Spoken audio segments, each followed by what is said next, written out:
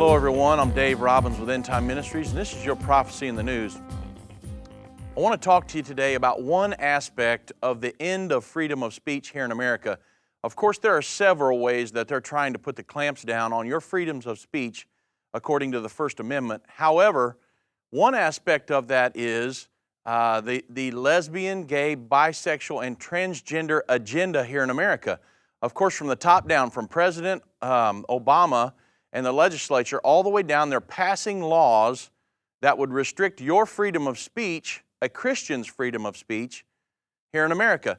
Of course, you've heard of several of these lawsuits that have been brought against, like these bakeries who would not bake a wedding cake for a same-sex marriage, and the Elaine Photography, who would not photograph a same-sex marriage.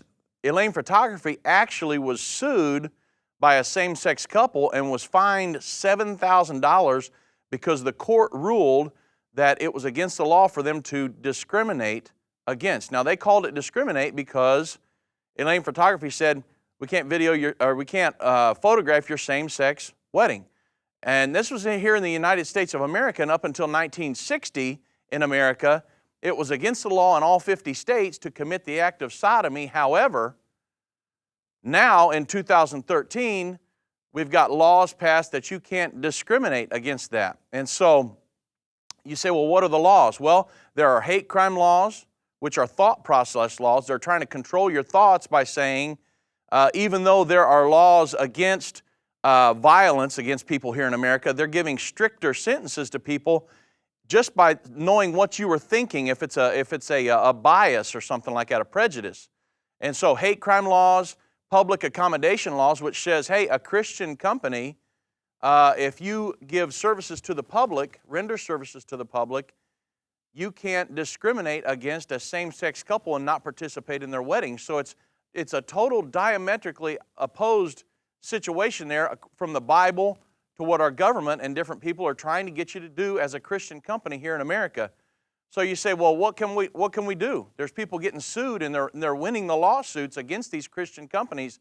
We don't have a voice anymore, and it's becoming more and more prominent here in America. Well, there are a few things that you can do as a Christian to resist against the gay agenda here in America, and I wanted to give you a few of those today. Number one, you could share the gospel with a homosexual person. You say, well, that doesn't work. I've tried that. Well, it absolutely does work. We've been doing it for years, and we've saw thousands of people come out of the homosexual lifestyle. Yeah, that's what I said was true. We've saw thousands of people come out of that. They're not born that way. It's a choice. It's a lifestyle that they choose to live, and they can adhere to the gospel of Jesus Christ and come out of that. Some other things that you could do would be to educate your family and different coworkers on what that's really all about, and that it is a choice. It's not a civil right. It's a choice. It's a lifestyle they choose to live. Contact the media. Of course, there's all the time journalists are writing articles from a bias standpoint, saying that, hey, it is a choice, or it is a choice, and that it's a lifestyle that they choose to live. But some of them are actually saying that they're born that way, and so it would be nice for you to write into some of these journalists and say, hey, give both opinions here, not just your biased opinion, and pushing that agenda here in America. Of course, you could call your local and state representatives and tell them that we don't want laws like that passed in your state, because same-sex marriage has not been approved in every state. It's only like 13 or 14 states now. So write your state and local representatives concerning that. Of course, you would want to educate your children because the media and everybody else is in the schools are pushing this on your children right now, and you want to write them and say, hey, I don't want that. Or some people have actually chosen to homeschool because of this. Obviously, if your pastor, so we've actually seen some of the pastors kind of backsliding a little bit and allowing this in their churches and actually trying to, and not preaching about it like they should. So talk to your pastor and make sure that, you back them 100% and let them know how you feel about this agenda trying to be pushed on the churches and on Christians here in America and in our society. And of course, speak out against the sexual orientation laws. Call your radio talk shows. Write letters to the editor and different things, letting them know that this is an abomination. This is sin. This is not, people are not born that way. It's a choice, and they choose to live these lifestyles. You could also call or write the president on the White House hotlines and different things, the comments, and tell them how you feel as an American and about this situation in our society.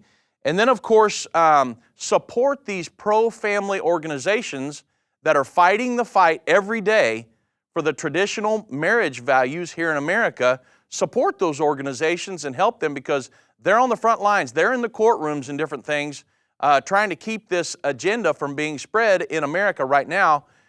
And finally, we need to pray for a spiritual revival here in America, because God can turn this nation around and soften people's hearts towards this. As a Christian entity, we do not just need to sit back and let this happen.